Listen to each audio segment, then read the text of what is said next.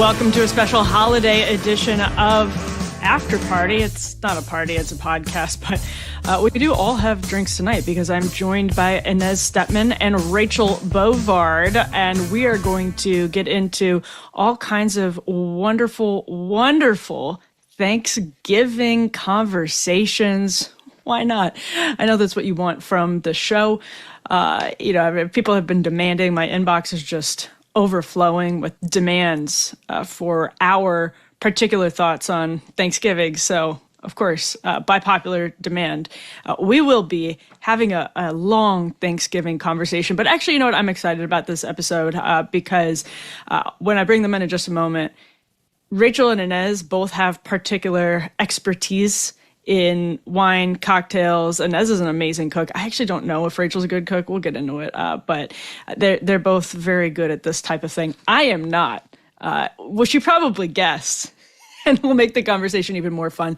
But we will, on a serious note, also discuss some of, the difficult parts of the holidays. We'll discuss American gratitude as a concept, where it stands, how we are doing on a scale of 1 to 10 when it comes to gratitude as the American people. We're going to get into all of it. So make sure you stay tuned. Make sure you subscribe. We're excited to have you here on this Thanksgiving Eve. Thank you. Thank you for helping us just while it's Thanksgiving. I want to say thank you for helping us get to over 100,000 subscribers in a few months. That was amazing. I'm so grateful. I'm so grateful to everybody who's listening to us on the podcast version. There are a lot of you, and you're like me, you're podcasters. So everybody who's also tuning in live and chatting in the live chat, love it. And we are very grateful to you, grateful to the whole team here as well, to producer Kelly, to everyone who makes this show possible. So on that note, another thing that I am grateful for, as you know, if you listen to the show, that would be masa chips, of course. I really love Thanksgiving and the holidays. It gives us all a chance to kind of get back to the basics and eat really good food together. And when I say really good, I mean real food together. And today's sponsor, Masa, is part of the real food movement, bringing back snacks made with ingredients our grandparents used to eat. Masa chips contain just 3 ingredients: organic corn, sea salt, and 100% grass-fed beef tallow, no seed oils, no chemicals, just incredible flavor. You know I love that flavor. With Masa, you'll feel satisfied, light, and energetic with no crash, bloat, or gross, sluggish feeling afterwards. My favorite flavor of Masa, I have a hard time choosing. I really like lime. I like the habanero, but I also like the trail flavor as a nice dessert. But if you love Masa, then you'll love Vandy Crisps. I feel so ridiculous saying this, but I really also love Vandy Crisps so much. Vandy is Masa's sister company, and they make the most delicious 3-ingredient potato chips I have ever tasted. Truly, I have never tasted better chips. My favorite is, of course, Smokehouse Barbecue. And if you're looking for the best Black Friday deal on Masa, Masa always offers our audience a Black Friday level offer of 25% off their first purchase. Use code AFTERPARTY for 25% off your first order at masachips.com or vandycrisps.com, or simply click the link in the video description or scan the QR code to claim this delicious offer. And if you don't feel like ordering online, we have good news. Masa and Vandy are now available nationwide at your local Sprouts supermarket. So stop by and pick up a couple of bags before they're gone. I'm joined now by Rachel Bovard, Vice President over at the Conservative Partnership Institute, and Inez Stepman, who is legal analyst over at the Independent Women's Forum, where, in full disclosure, I'm also a senior fellow. Welcome to both of you. Great to be back. Thanks for having me. It's always good to be here. I like that Rachel said me and not us. She wanted to speak only on behalf of herself. I would never dare to speak for Inez. That's a good point. So Rachel is swilling red wine out of a United States Senate wine glass from her work studio. I have the good old raw Campari here in a mason jar. Inez, what are you up to? That's hardcore, Emily, actually. You didn't even put, soda water in that? No, RC, raw Campari. That's what I do. I have a kind of variation on a old fashioned that includes this weird banana liqueur that I discovered, and it tastes very good. So instead of the sweet part of the old fashioned with the sugar, you just put this banana liqueur in it. It's good. I'm obsessed with what you just talked about. All right, we're going to get into that in a second. I had a Negroni with banana liqueur the other night that was incredibly good. First, though, I wanted to get your guys' temperature on this Gallup polling that found record numbers of younger women want to leave the United States. Sort of depressing. You can put a headline on just about any poll, but since we're all women, I'm a young woman. I don't know about you guys. I do know about you guys. Oh, Emily, you're part of the Crone Caucus now. You got to just stop. All right. So, in all seriousness, I do think Thanksgiving is a nice time to pause and reflect historically on the scope of human existence and realize that the United States of America, as depressing as it is right now, is depressing because we're experiencing what feels like a slide, but it's a slide from like the highest experience humanity has ever had living on this earth in terms of comfort, material privilege, and actually like spiritual well-being too. One of the things that Arthur Brooks has written about is that as America's material wealth has grown, literally the sizes of our houses have increased. We have material well-being in spades, even if it doesn't feel like it all of the time, just relative to the scope of human history. Our happiness is declining. So we can get into that in a moment. But Inez, I'll start with you on this question. It's still okay to be thankful to live in the United States of America in the year of our Lord 2025, yes? Yeah, it's not just it's good. It's necessary if you're going to enjoy anything in life. I think gratitude. I mean, people have had gratitude in far worse circumstances. Also, frankly, I mean, I know that it's been we've had infighting, we've had we've had setbacks within the right recently, but I also want to just take a step back and think about just over a year ago, right before the 2024 election, where I feel like I said the word Rubicon every day. No, you literally did. I like there was no other way to describe what was going on, and Rachel was getting surveilled by the FBI, rightfully so. That one might have been. It was always going to come to this. Anyway, I think we have actually the Trump administration's accomplished a lot. And I know that there are longer term trends, some of them economic, some of them cultural, that are really difficult to reverse. But I feel like prior to a year and a half ago, especially under the Biden administration, but going back longer in both sides politics, I think a lot of the problems that people were facing were actually just not showing up in our politics. Whether those were long-term cost problems with housing or anything else, they just weren't showing, or immigration wasn't showing up in our politics at all. And now they are, right? Now they're fights. They're fights that we're taking on. Some of them we're winning. Some of them we're not winning as fast as we would like. But I don't know. I still feel quite hopeful about the next 3 years and the movement that put Trump into office for the second time. So I don't know. I'm not as doom and gloom, even stepping off the like complete cosmic 10,000 foot perspective where we're all exceedingly lucky. I'm not as pessimistic as I was a year and a half ago. And I think that is in itself something to be grateful for. Well, and Rachel, I'll toss that to you with an interesting point from Inez, which is basically a glass half full take on where we are politically. And we can talk more broadly as well. But if anyone has a right to be doom and gloom, it would be you folks over at the Conservative Partnership Institute, which, Rachel, you were in the Senate when a lot of the Arctic frost surveillance was happening, but easy to be kind of black-pilled. I imagine over at CPI, when you saw the revelations from Arctic frost whistleblower documents that we covered here extensively, and I know both of you have, been very clarion voices on over the course of the last month. And yet, there is a glass half full take to be had looking at the awareness compared to where the awareness was, to Inez's point, about 10 years ago. Were we even talking about the mortgage disaster, the housing disaster on the right 10 years ago? Not really. Right. And I think that, even despite sort of all the stakes of the debates it feels like we're having on the right in particular, I've spent my career working in right-wing politics and Republican politics more generally. This is the best time to be working on the right as an intellectual matter in my whole career. You know, the debates that we're having are interesting. They're relevant. They're not washing over or passing over all of the fault lines that we had in the past. We are actively discussing mistakes that the Republican Party made, conservative politicians have made. You know, we're talking about accountability for things like bank bailouts and not doing that again. We're talking about, you know, American empire building as, you know, maybe something that we could, you know, cling to when we were trying to defeat global communism, but now, you know, is this still something we need to be doing? These are very interesting debates. When I came to DC, it was a very like narrow, windowless room. And now I just feel like oxygen is being let in and we're able to discuss these things, you know, and discuss the future of the movement, the future of the party. But I think more broadly, you know, yes, in the wake of Arctic frost, in the wake of all these revelations, this is still the country where the people rule, right? And there is nowhere else to go. I think that's something, you know, when I looked at that poll, that really jumped out at me. Oh, all these people want to leave. Okay, where? Yeah. Right? Where do you want to go? I think it said like the top spot was Canada. Well, Canada's not doing so great on a host of metrics. And I think the other countries were like Italy, Japan, sclerotic economies, basically. We are still the immigrating to Japan. Where the people rule. Yeah.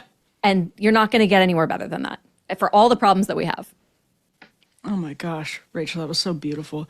And as calm down. While we're on that 30,000 foot view, I heard you earlier this year, actually, at a commemoration at the Victims of Communism Memorial Museum of Solzhenitsyn, and you gave some really beautiful remarks. And I was wondering if, coming from an immigrant family, Thanksgiving has kind of a even more powerful resonance just in your own life.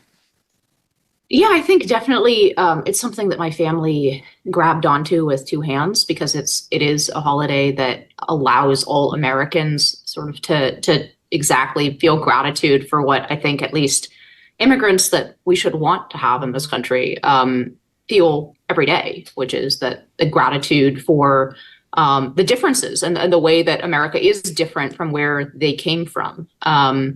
And obviously, that's changing, not only because I think there are two halves to that problem of immigration changing in this way, and why people sense rightly, I think, that our immigration battles are different than they have been in the past. One is, of course, we have different people coming here. But you mean non-Polish people coming? Yes. Oh, yeah. I'm a Polish supremacist. No. Gosh. I have my Krakow glass. No, I think America attracted a very certain type of person, and that oftentimes did not fit a very individualistic type of person who would leave community, would leave family to come to America. And Emily, you and I have talked ad nauseum about some of the limitations of that individualistic ethos of America, but I think it really attracted some of the people who are most willing to set aside their old lives. Once migration became primarily economic and then came in such numbers all over the world, I think it started changing the type of person who was attracted to coming here, and people who were doing okay, but were just jockeying for a higher salary, or who were not doing well, or come from truly third world countries. And anyway, this is going pretty far afield from what you asked. No, it's not. But I do, in answer to the direct question. Yeah, I mean, I think Thanksgiving has a particular meaning in my family as a tradition that we've joined and have been able to join wholeheartedly as Americans. And we do the whole corny thing of going around the table and saying what we're grateful for. And every year, one of the things that we're grateful for is America. So maybe that's too corny for this crowd, but. No. Well, I do actually have one more question for you on that, which is, I don't know how much you want to talk about this, but your parents, we just mentioned Polish. That's an experience that involved the Soviet Union, obviously, and freedoms in the United States of America are easily taken for granted by people, especially people my age. I wasn't going to say our age, because I think both of you were born before the wall fell. Am I right? Yeah. I'll take your silence as a deafening yes. Yeah. All right. What you just said there. Especially my age. Not even having the pop cultural context of what it was like for the foil of the Soviet Union to exist. And as I think that's also worth reflecting on, because there's generations of immigrants who came here from the Soviet Union who just have so much gratitude for what they experienced in the U.S. Yeah, Soviet immigrants vote pretty right wing, I think. No, there is a frustrating piece of that experience, which is certain elements that you recognize in common. I know my parents, especially my father, has had this over the years, certain elements that you recognize, and you know the tune and you know the direction of the tune. By the way, I think Americans from super left-wing states have this as well. Like, I think there's a reason that all the Californians, my husband is a fifth generation Californian, the Californians all have this too. They just, your ear is attuned to where the left is going to go because you've heard that song before. And when people, sort of scoff at, well, like, we were nowhere close to the Soviet Union. Well, first of all, I mean, I think people think about high Stalinism when they're thinking about the Soviet Union, the time that you were sent to a gulag for criticizing the government, right? By the time you get into, the 60s, 70s, 80s, it wasn't. So Poland was in the Warsaw Pact. There are certain differences between being, behind one side of the actual Soviet republics and Poland and just being in the Warsaw Pact, but it was behind the Iron Curtain, and a lot of the same things applied. But it wasn't actually, you say the wrong thing, you go to the gulag. It was all the exact things that we started to see, that kind of soft totalitarianism that we saw developing in America in, let's say, 2020 to 2024, really, which, of course, surveillance, a huge piece of this. Look at the former GDR, for example. 1 in 6 people were informants for the secret police there. But also just kind of all of these informal nodes and institutions that make life and work possible. The guild that would qualify you to work, for example, as an artist. Well, you had to be in good standing with the party to be part of the guild, and then at one point even to purchase paint. Right? So if you were a painter, you couldn't purchase paint at one point if you didn't have the correct politics and you had not been verified by the party. So I think a lot of those soft structures, you don't need a gulag to keep 99% of people. There aren't a lot of Solzhenitsyns in the world. You don't really need a gulag to keep people in line in that sense. You just need to threaten their career, their social contacts, their ability for their children to get ahead in life. And I do think those were all elements that were very much so. I'm just showing, I'm not when I say I'm optimistic now, it's not because I wasn't pessimistic before. I think I had a clear idea. Oh, you were. Yeah, of where we were going. And that's part of the reason I'm optimistic is it seems to me that the American people have done the pulling the yoke of the plane up out of a dive. And where we're going now, I'm not sure. And there's still plenty of bumps to be had. But it seems to me that we've pulled back on the what do you call it? The yoke or the thing that I don't know. I have to say I'm not a pilot. But they've pulled back on the You're speaking Polish. The dive. Yeah. They pulled back on the dive that we were definitely in sort of orbit to do. So I'm mixing all the metaphors now: outer space, flights, whatever. It makes me think. I'm grateful. I think Americans basically rejected it in such a sound way that even all of those institutions could not stop that rejection wholly. And now the barbarians are inside the tent, and we'll see what happens. Dasha is like the last casualty of a war that her theater of conflict hasn't yet realized it's over. Like the last battle of the Civil War, people didn't know Appomattox had happened. That's what's going on with Dasha Nekrasova right now. Hopefully that's how we'll look back on all of this. But Rachel, that reminds me, apart from you being, an ungrateful white girl from upstate New York who has no particular immigrant background that I'm aware of that might make you appreciate what you have a little bit. You also, one of the ways that, the three of us started to get much closer as friends was when the three of us were on a podcast called NatCon Squad. And this was during peak cancel culture, and Inez is still on NatCon Squad. But I just remember not that long ago, all three of us felt like the country had slipped away, and we would be looking back on the time sort of before peak cancel culture as the end of an empire. That's what I genuinely felt like, and we talked about it in that framing all of the time, but it does seem distant right now. Yeah, it does and it doesn't. I agree. I share Inez's optimism in the sense of, I do think we were, really careening toward a cliff. We've pulled ourselves back, but we're still sort of staring down a little bit into the unknown and into the abyss. And I still see remnants of it, right? Cancel culture is not fully gone. I do see this sort of roving mob mentality playing out on the right and on the left. And this is what happens when I think politics are reorienting themselves, right? Everybody is trying to sort of assert themselves, make sure their view is in charge and dominant. And a little bit of this, if that is just our political system and is designed for this kind of clash and clang and conflict. And I'm fine with that. But I think, what really worried me going back to the Gallup poll originally was the lack of institutional trust.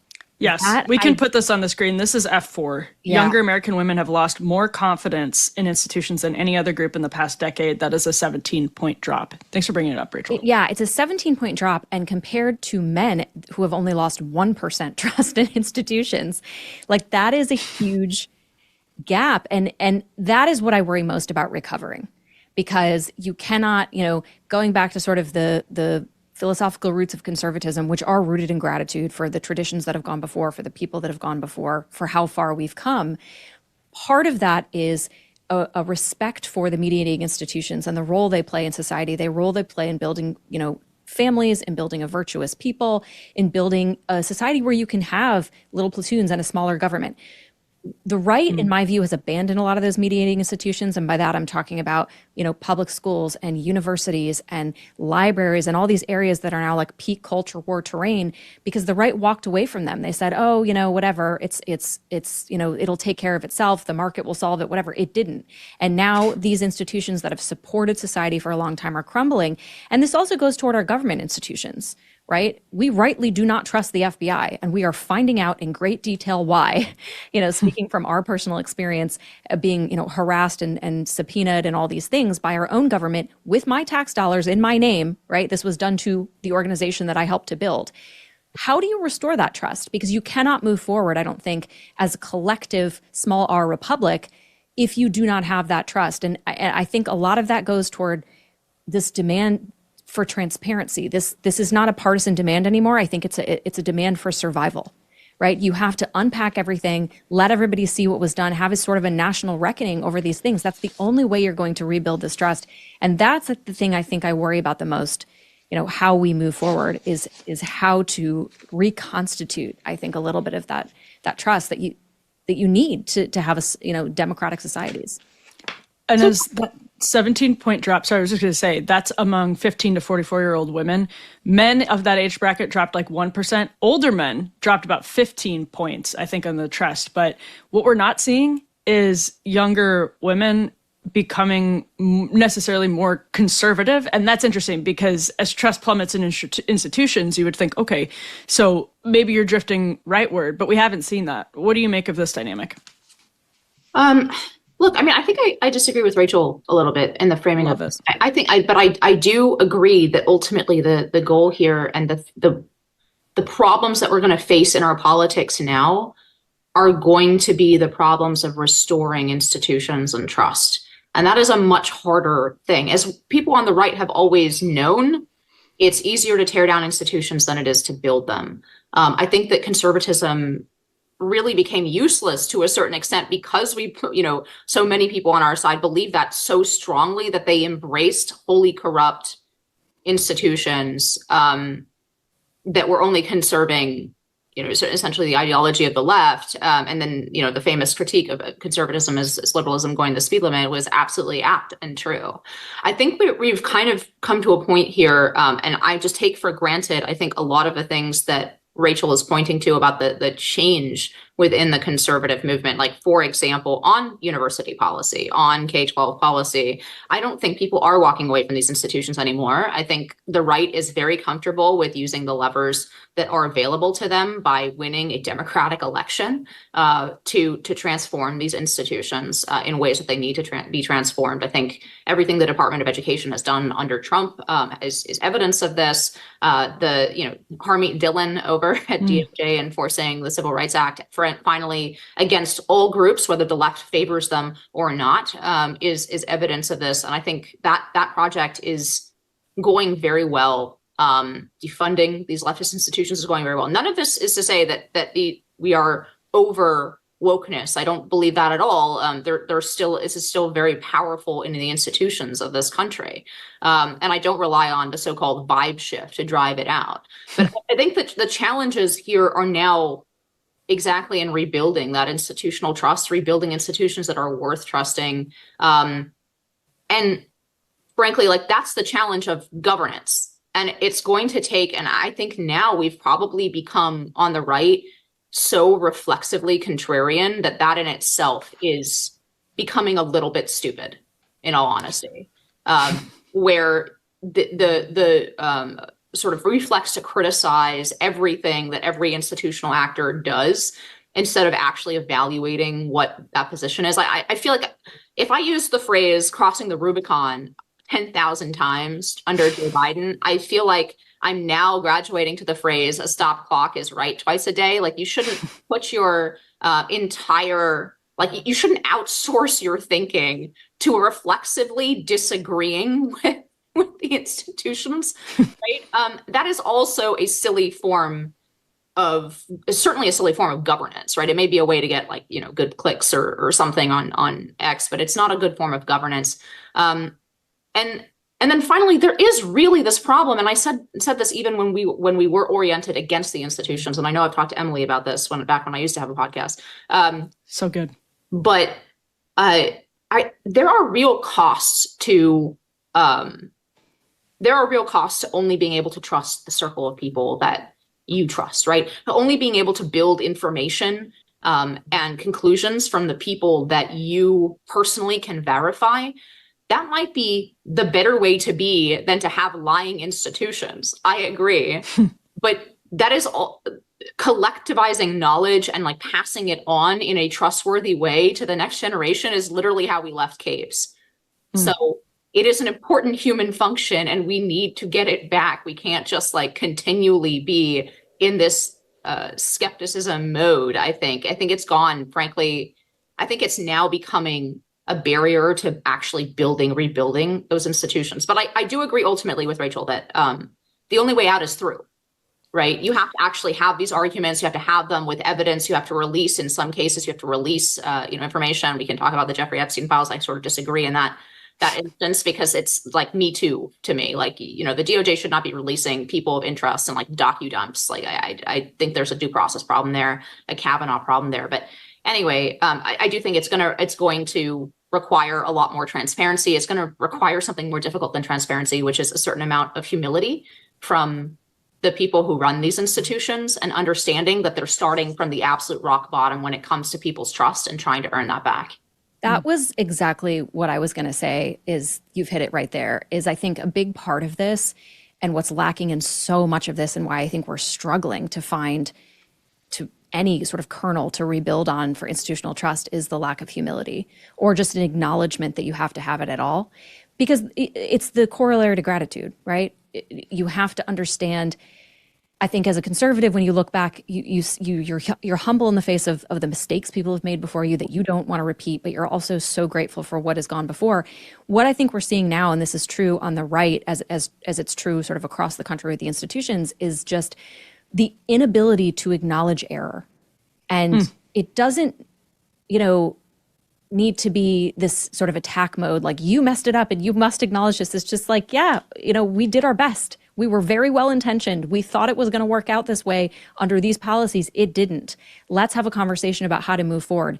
And, I talk to a lot of young conservatives all the time, and I think this is the biggest turnoff I think they have, and the struggle they have in sort of listening to their elders, right? And coming back to the institutions.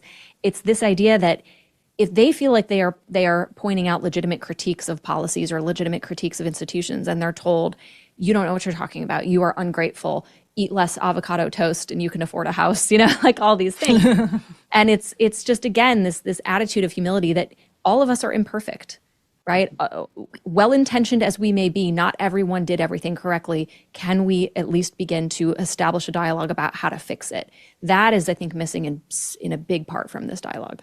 Well, I think what Rachel's talking about there is a third word here, accountability. There hasn't been any accountability. It's not just that there's no humility, there's no accountability either. So I Rachel's very nice and she's using very nice terms, but like if you use your power in the federal government to illegally spy on Americans, you should be prosecuted. Accountability is again part of rebuilding that trust. I'm not saying this is like some kind of like squishy kumbaya thing, but like this is a very real problem. Yep. Just like educating yourself outside of, for example, like there is a purpose to the university, believe it or not. And no one is harsher on universities and what they've become than I am, but there is a purpose to the university. And even the smartest autodidacts often find that they, basically that the first book they read on a subject frames the entire field for them, right? So if you imbibe all the biases from the first like serious person to actually like tell you about a subject is, right?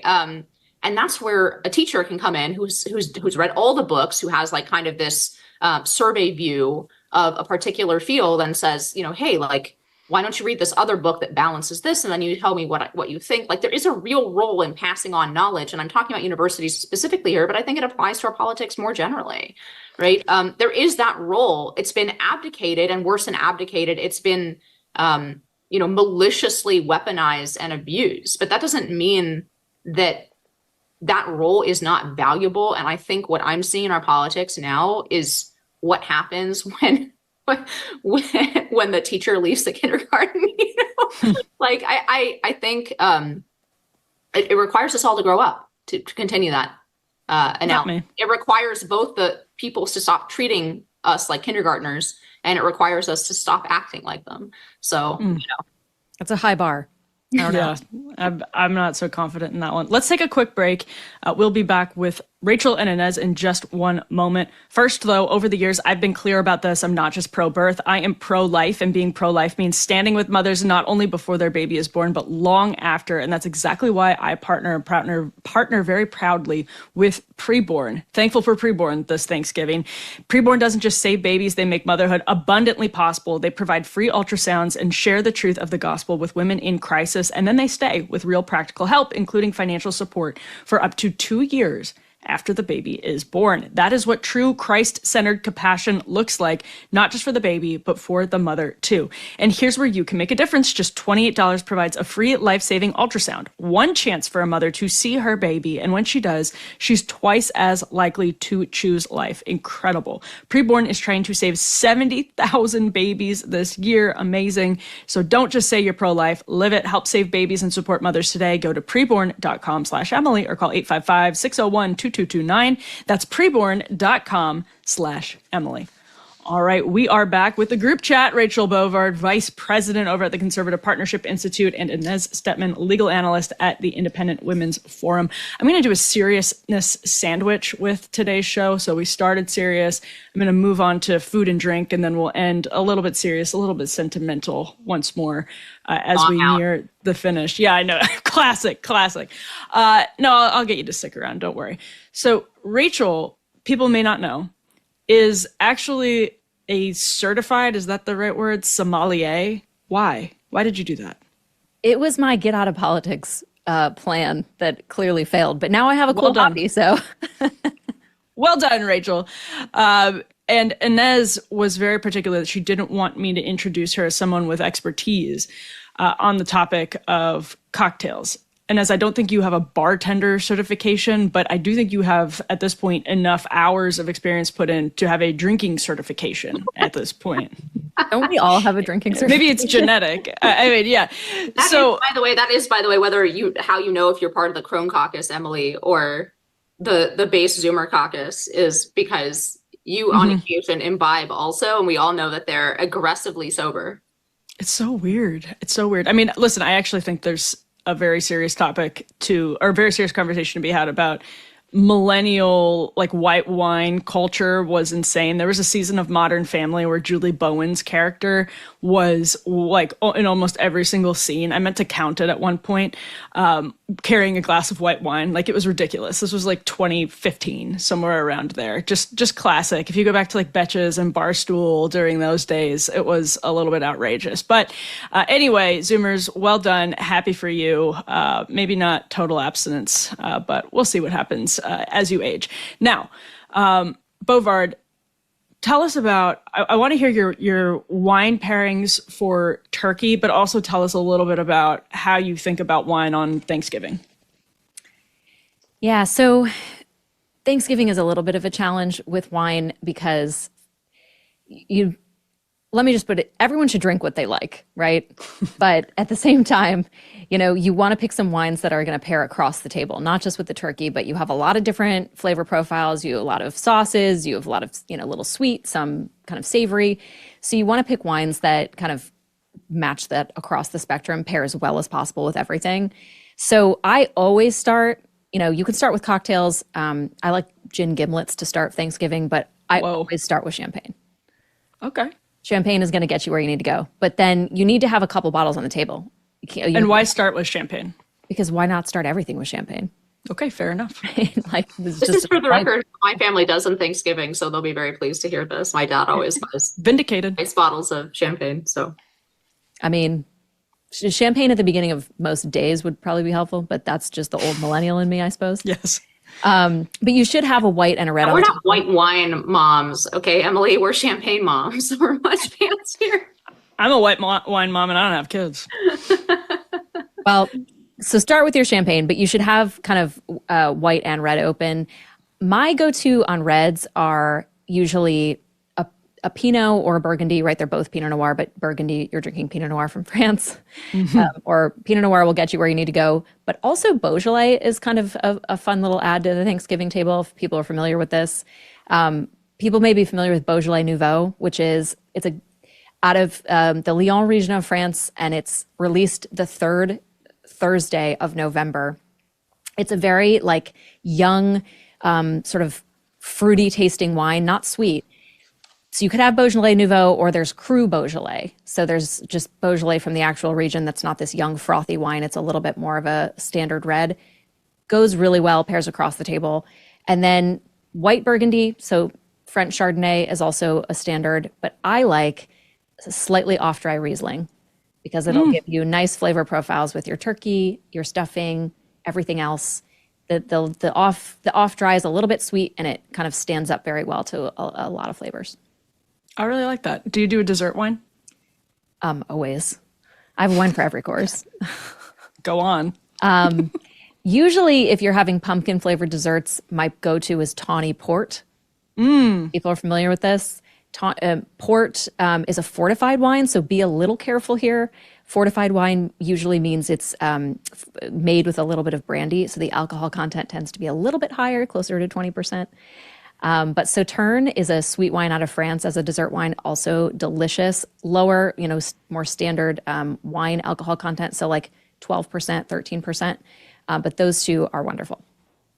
Good to know. And show us your Senate wine glass and explain to us why you have a U.S. Senate wine glass. Right? Well, yeah. One, because I'm recording this from my office, and these are the, why wouldn't you have standard office wine glasses?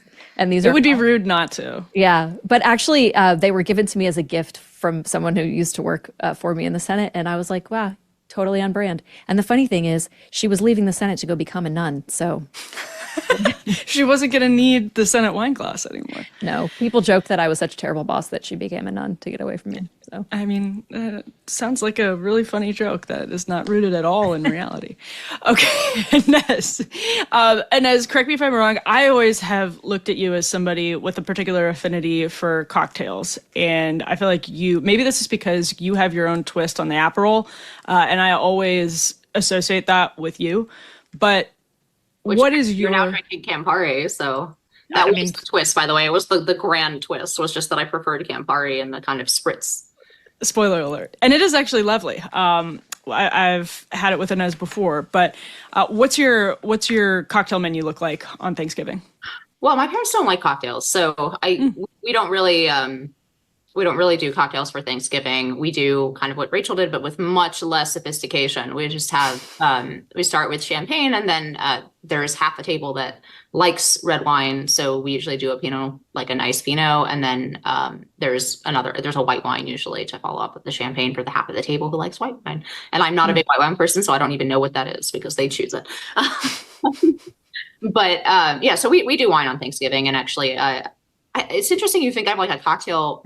I think it's just because we overlapped in DC in that height of the cocktail era. The cocktail boom. I totally have a recommendation if I were to do cocktails for Thanksgiving. Yeah, please. And it is because what I will say, you also do know, like you do care about your cocktails. Like you think about them.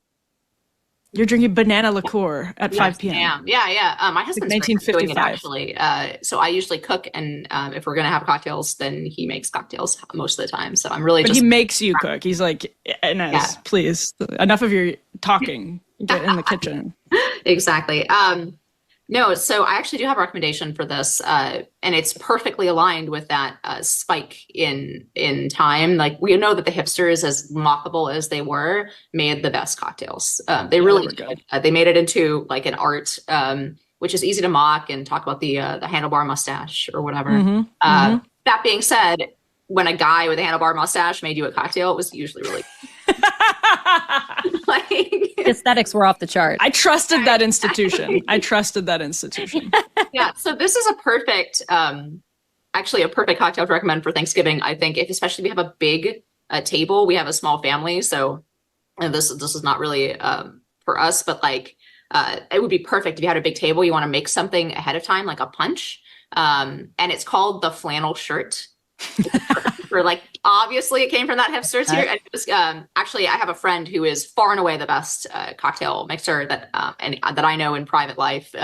It's like his thing. He makes these incredible cocktails. I asked him what would be good that looks innocent enough at a child's first birthday party in a park.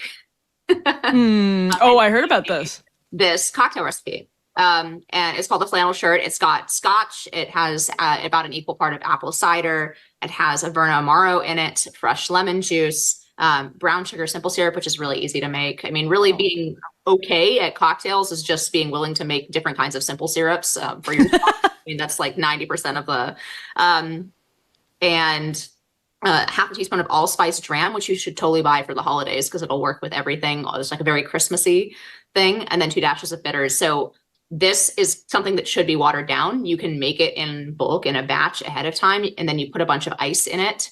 And it is a very fall-like taste because the scotch has a little bit of smokiness. There's a little bit of bitter, lemon, brown sugar flavors. And then of course that like basically that spice blend that is the crossover between fall and Christmas, right? So a little bit of like allspice and everything in it. I thought it would work real well if you have, especially if you have a table with 10 or 12 people at it and you don't want to be mixing drinks for people. You just make this in advance. You can throw it in a big punch bowl, put a few ice cubes in it. If you feel really fancy, you could freeze things in the ice cubes. I am not an Instagram, Pinterest perfectionist, so that is girly. I would never go the extra mile for, but if you are, you could do that. Okay, so this actually sounds really good. And the banana liqueur now, this isn't an old fashioned, you tell me? Oh yeah, so this is another Jarrett concoction he drank at a bar one time and was trying to replicate at home. But yeah, it's just an old fashioned, meaning it is bourbon or rye, depending what you like. But I think for this drink, bourbon. And then you put in some kind of sweetener. Usually in your old fashioned, it's either muddled brown sugar or a sugar cube or something like that. And instead of doing that, you put this sweet banana liqueur in it, a little bit of that, not too much. And then you balance it with bitters and the same way you would with an old fashioned. So it's like a banana old fashioned. I like banana flavored everything. I like banana flavored candy. I'm banana flavored ice cream. I love like banana. Oh man, like just baked banana is really good. Banana bread, everything with bananas is good. So the banana milkshake at Potbelly. It's so funny to me that you just also the banana runts are the best. But it's funny to me you just said old fashioned. So it's either bourbon or whiskey. And in my head, or no, you said bourbon or rye. Yes, and in my head, I'm like. That's hilarious because in Wisconsin, you get a big old plastic liter of Canadian whiskey and you pour that in a water glass. You put a whole bunch of Sprite in it. You're halfway to a great cocktail. One of my favorite things about Thanksgiving actually is going to one of the local bars with my friend. That sounds very upstate New York too, by the way.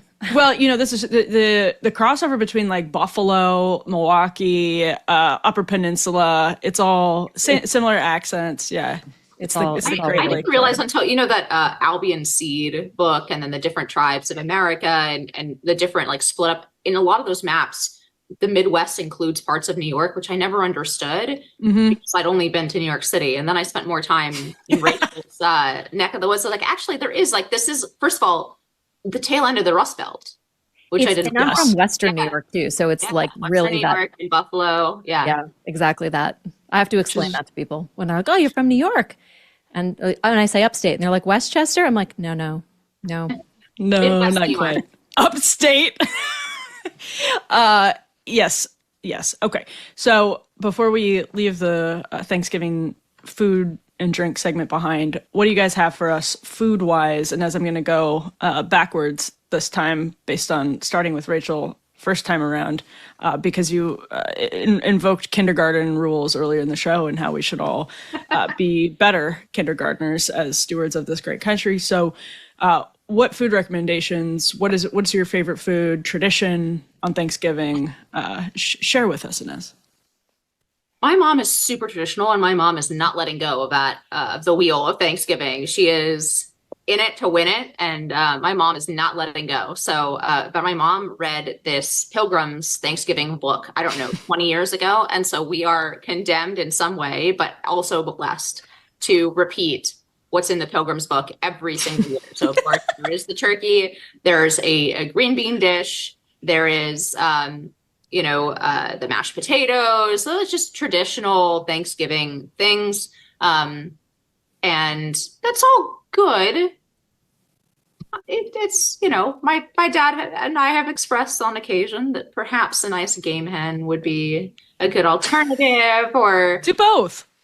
But no, I mean it is a nice thing about the holiday that my mom is very careful to try to keep exactly that American tradition of Thanksgiving and try to like really go back to the Pilgrims. And she uses recipes from this book that was apparently recipe books from the 1700s. So it's very good and it's very traditional. It's really nice. It's a marker for the year. That being said, I have a tip that I'm going to try to do this year for the leftovers, because while it's very nice to have this tradition, there aren't enough of us to finish the big turkey. And then my mother jams the leftovers down all of our throats for the next three days or so. And by that time I have really ended my love affair with turkey. So I did this recipe with chicken and I thought it was amazing. I think it would be amazing with turkey as well. And that is to put cranberries, again, this kind of crossover period between fall and the Christmas season that transitions nicely. Cranberries, a little bit of balsamic vinegar, rosemary, thyme, honey, salt, and pepper. Make that into basically like a little mix that you can pour over when you bake either the chicken or when you're, in this case, where you're just heating up pieces of turkey in the oven. You pour that over, and then right before it's done, throw on some crumbled goat cheese and let it melt. So you have like cranberries, balsamic, honey, goat cheese. I think I'm going to try to do that with the leftovers, because as I'm condemned to eat them, I think that's going to be like a really tasty way to eat them. That sounds incredibly good. I bet you could air fry Full disclosure, that. I've only done this with chicken, but it was delicious. Bovard, what about you? Well, to pick up on your baseless allegation that I have no immigrant ties. So, my mother is actually in 1492. Yeah. Okay, go on. Well, my mom's actually second generation Sicilian, and we just never ate traditional Thanksgiving food growing up. Like, I don't even like turkey, which is like straight up ate Italian and Sicilian food, like eggplant parm, ziti, caponata, a lot of fish. Like, that is what we ate, and I sort of thought that was completely normal for a long time. And now I'm in this situation where I married a DC native who is a complete Thanksgiving normie. Oh, yeah. And is like very into turkey and stuffing and sweet potatoes. And it is like punishment. And so we have this like food standoff where, he cooks what he's going to have and I cook a bunch of other stuff, and we host Thanksgiving and we just see what people want to eat. We end up with a ton of food, but like, dang, I really hate turkey. Okay, does your husband fry the turkey? Is he into that? I feel like the DC area is very big on the frying of the turkey. Oh yeah, How he's many big into limbs that. have people lost frying turkeys? I'm just like, what's the over under? It's a little Go ahead, dangerous. Rachel. Yeah, No, I sort of let him handle it. I make him do it outside. So yeah. I think that's a good way to do it. That's a good way to do it. It's kind of nice to be out there with like a cold beer, frying the turkey in the crisp fall air. I think that's a good thing to do. yeah, he's big into like the Brussels sprouts, the sweet potatoes, all that stuff. And I just really, it's not my jam. So, it's the interesting thing. We'll see which allegiance our children end up having. Yes, and I bet it's going to be with your husband because I mean, there's just something about good American Thanksgiving food once a year that makes you feel like you're part of a lovely community, unlike your anti-assimilation Italian food tradition, which I find to be a personal affront. I will add, though, I am like I jealously guard Thanksgiving traditions. It's the same thing with Christmas. I just need things to be seasonal. I need things to be as they should, the kind of platonic ideal of Thanksgiving and Christmas. So I come down on the side of Inez's mom hard on all of these questions. Okay, before we move on, any final food recommendations or ideas or thoughts and musings? Only that my daughter is going to be actually eating food for the first time. She was around last Thanksgiving, but she was a potato, and I'm really excited to see what she loves all food at this point. She's very like ecumenical, but I think it's going to be a holiday that she's going to be really excited about because she's going to love all the turkey and the things that we're sick of and everything else. Like she's going to love it because it's her first time. So, well, I love that. Yeah, I'm just gonna put in a plug for caponata. It's like a sweet, savory eggplant vegetable dish. I'm just saying, if you don't like stuffing, try caponata. You might be totally converted. I mean, I'm sure I would love it. It's really nothing better than Italian food as far as I'm concerned, but there is a time and a place, Rachel, and that time and place is just about any time and place except for Thanksgiving. Yes. All right. Now, before we wrap up today's special holiday edition, I do just want to acknowledge that the group chat has endured a difficult 3 or so months now as we approach the holiday season. And remarkably, we are all here.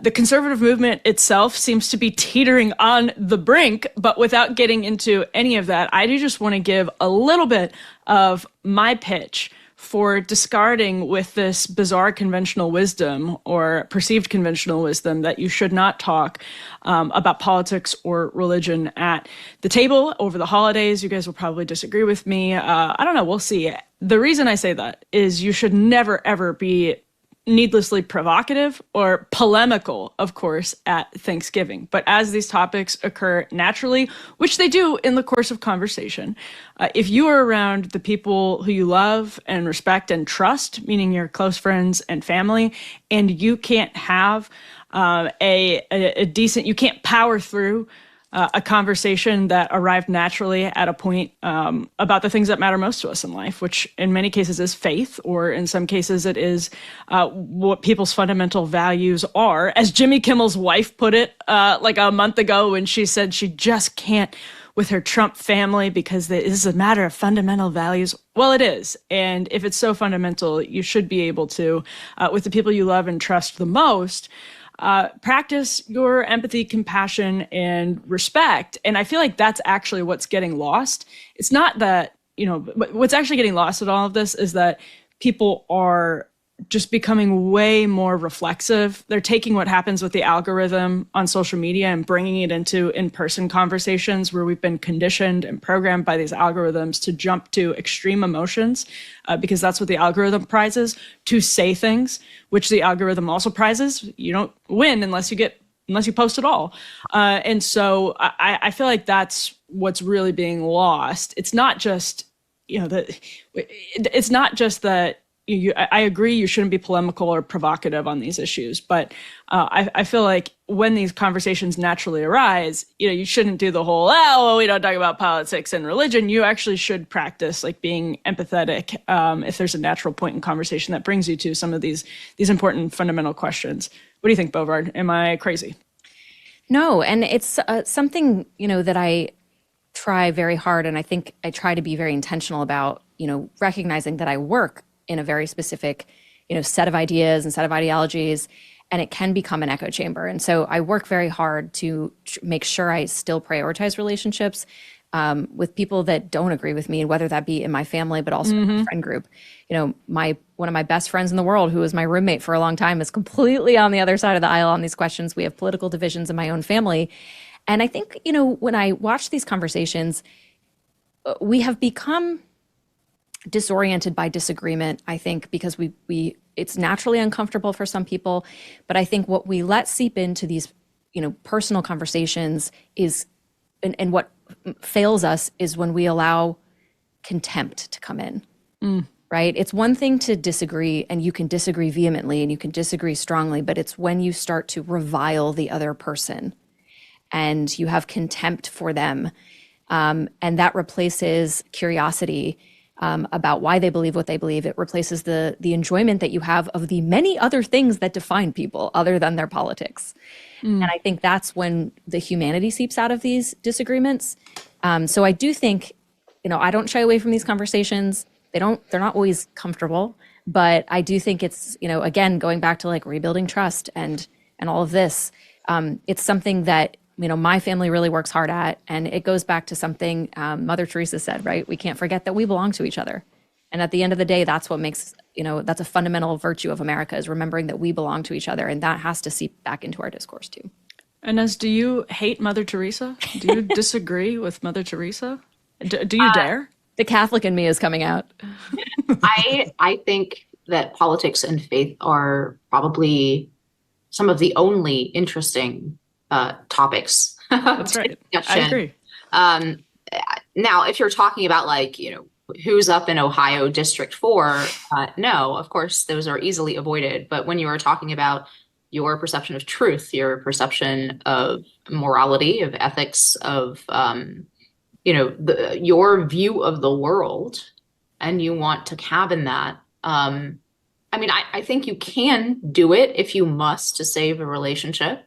But the relationship is not what it would be if you have to do that.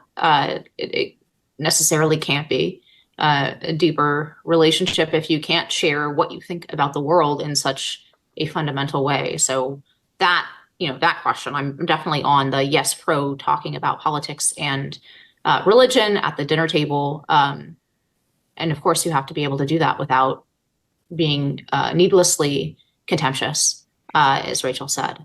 Yeah, but I think there is a line too. You don't let yourself be bullied, and I don't tolerate that from other people, right? There are a lot of people in the world who want to talk politics but can't handle talking politics. This is so true. This has been a common thread, especially among some of my leftist friends, right? Is I am happy to talk politics, but not everybody. Everyone wants to talk politics until someone actually fundamentally disagrees with them. But that leads me to my second point, which is that actually these divides are very real and they have consequences. So it's not just a, mix up of intellectual views. It's not just like happy fun time. We're all like joshing together and bouncing ideas off the wall. That can be the vibe of a conversation or a dinner, but that's not always the case. Obviously, ultimately, we live in a democracy. These ideas have consequences. It's even more true when you're talking about people like us who are involved in politics. What, in some small way, what we say does go out to people. So we have even more responsibility in that sense. And I think loyalty is a very both important and very difficult concept to navigate. We all know, for example, people in what we might call the establishment of Washington, D.C., who cannot criticize certain, what they can say and criticize starts to shrink and shrink and shrink. Because they know everybody involved in every single debate. And at some point you become useless because that's so true. You can't say anything without offending somebody that you know personally. And that's a real problem. I think it's happening in the new right as well. It's happening in a new establishment, as it were. And that's something that is difficult to navigate. Loyalty has two poles of traps on each side, right? And I'm going to use the most extreme examples. On the one hand, you have ideology above personal loyalty to such an extent that you become the infamous kid Pavlik, right, who reported his parents. It was probably an apocryphal story that Stalin was fond of, right? But the kid who reports his parents in the Cultural Revolution, right, for being insufficiently committed to the revolution. And this is obviously monstrous, and this is what we've seen time and time again as our politics have heated up in America, where you have people who were reporting their family members for being at January 6th, not even knowing if they had actually broken the law, but just merely being at that rally outside the Capitol. You had people reporting their family members, right? So there's obviously this extreme, which is morally condemnable. On the other extreme, I would say that like it's third worldist, right? When you have too much loyalty to the Klan or to the particular people that you know, and there's no like thread of ideological principle that runs through anything that you believe, and you just have loyalty to the people who are loyal to you, like that is, I mean, that's Afghanistan, right?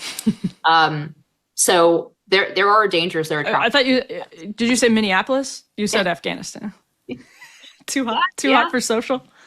Yeah, that's obviously ethnic Klan, but I think it can become true in a personal sense as well. So, I mean, I think these questions are really difficult to navigate. I think they do matter. The way that and I'm not laying out myself at all as an example on this. I think I've struggled with it myself, but I have come down on the side of criticizing very in specificity ideas, rather than I do not like the dynamic of abjuring people, in part because I think those personal relationships and loyalties are often the peg that brings people back from the most extreme ideological positions. When you have to look somebody that you care about in the eye and defend those extreme ideological positions, oftentimes that is a moderating factor for a lot of people.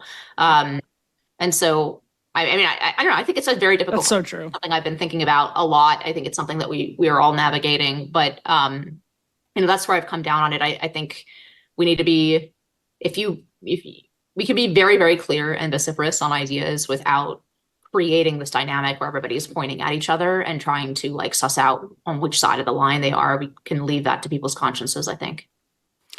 That is very, very well said. I appreciate both of you just in general. I guess I have to say that here on the Thanksgiving episode.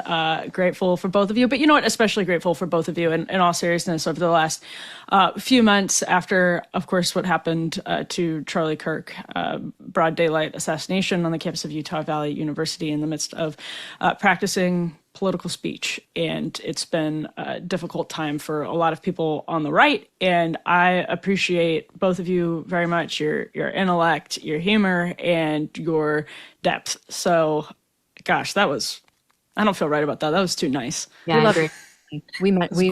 We care about your development as a youth. Thank you. We're gonna build one of those centers, that the left was always building. Like, if you've read Mau Mauing the Flat Catchers, yes, right? Yes. You're gonna build Emily a youth center, have her play some midnight basketball, try to get off the streets. Yep. And now it's my nap time. So thank you guys. Seriously, Rachel Bovard, VP over at Conservative Partnership Institute, and Inez Stepman over at the Independent Women's Forum. Appreciate you guys very much. Appreciate you, Emily. Oh, that was so beautiful. Okay. All right. Before I get too sappy, I'll have to do my liquid gold impression. Recently, I learned about colostrum. It's the very first milk. It's known, of course, as liquid gold that babies receive. I hope you're all grateful for that, by the way, since it's the Thanksgiving episode. That babies receive from their mothers after birth, packed with proteins, natural growth factors, antimicrobial peptides that work to enhance your immune response, reduce inflammation, repair and balance gut lining, reduce bloating, and make your hair and skin look amazing. Today's sponsor, Cowboy Colostrum, offers the highest cow colostrum available in the U.S., 100% made in America from 100% American grass-fed cows. They don't overprocess or strip their colostrum, leaving it whole, full fat, and high protein for ultimate nutrient density. It is the highest quality bovine colostrum you can buy, and Cowboy is easy to drink, made with delicious natural ingredients and no artificial flavors. You just have to add a 3-gram scoop of either their chocolate, Madagascar vanilla, or strawberry into your coffee or smoothie. And for a limited time, our listeners get up to 25% off their entire order. You just head to cowboycolostrum.com/afterparty and use code afterparty at checkout. That's 25% off when you use code afterparty at cowboycolostrum.com/afterparty. And after you purchase, they're going to ask you where you heard about them. So please support our show and tell them our show sent you. Okay.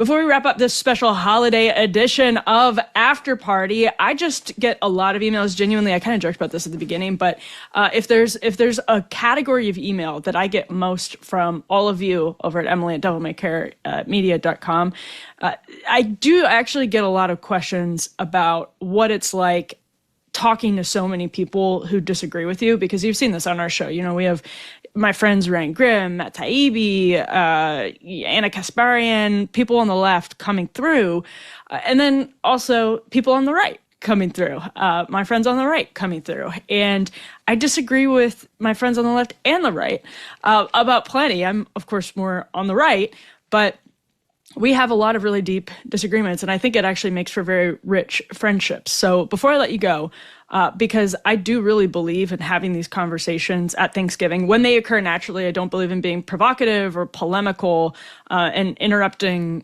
like pleasant conversations about your family catching up on someone's soccer tryouts or whatever else with Zora Mamdani is a jihadist, to quote Oli Stefanik. But I do think you can have very rich, deep relationships, even richer and deeper relationships with people if you're willing to kind of push through. And my advice, since I get asked, this is not unsolicited, since I get asked, is to come at every conversation with abject humility. People are just as smart as you are. They are. They're just, in most cases, as decent as you are. They want to be good. Again, we know there are exceptions to this, but nobody sees themselves as the villain.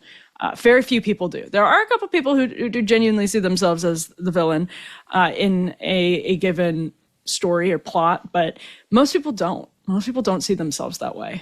Most people aren't actively trying to do bad. People have their own reasons for coming to the beliefs that they have, and I think a lot of them are wrong, of course, and you probably think a lot of what I say is wrong, and that's okay. But in these conversations, this is not a concerted effort, but I've found myself just asking questions a lot. I always say the reason I'm in journalism is because I have more questions than answers, which is frustrating sometimes when people say, well, why don't you do this? Condemn that.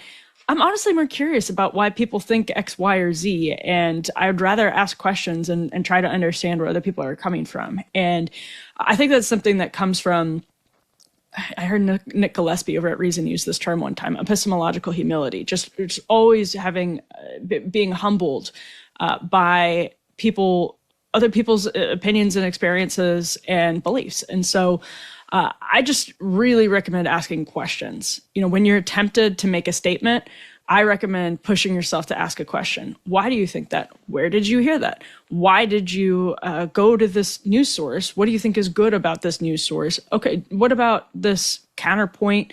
Isn't this an interesting thought? What would you say to this? Just asking questions, I find, is a great way to stir up conversation, go in interesting directions. And that's I just think that's one of the most helpful and interesting ways to have conversation. The other thing is, don't take yourself too seriously. Have a little bit of humor about all of it. And that comes with, honestly, humility. But, when you start being so self-serious, like you have all the answers, that's where you start to, I think, build this brick wall between yourself and another person. So really the best practical advice I can give people is just to ask questions. And then that kind of abstract advice is to have some humility and some, sprinkle some self-deprecating humor, but humor into things overall. Practically, I just like the idea of saying, ask questions, questions, questions. So thankful to all of you, thinking certainly about Charlie Kirk, his family, and his friends, and his colleagues on this Thanksgiving. Everybody who was so deeply affected and traumatized by what happened, the students who had to witness that at Utah Valley University. I know this has been a difficult couple of months and will be a very difficult day, especially if you are at the Kirk Thanksgiving dinner. God bless you guys. Thank you so much. We'll see you back here with more After Party soon.